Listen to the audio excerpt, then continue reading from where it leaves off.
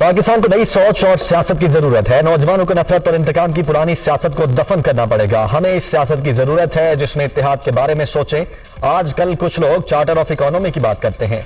Peoples party peoples charter of economy लाएगी। सियासतदान अपनी अना के बजाय अवाम की खिदमत का सोचें। पीपल्स पार्टी का मुखालिफ कोई सियासतदान या सियासी जमात नहीं बल्कि गुर्बत, महंगाई और बेरोजगारी है।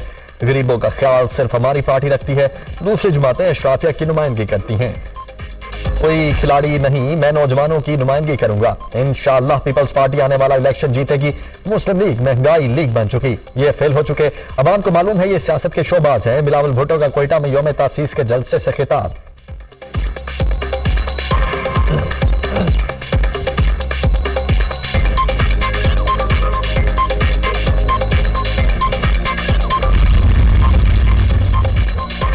पाकिस्तान को आगे लेकर जाने वाले लीडर को पीछे खींचने वाली बहुत सी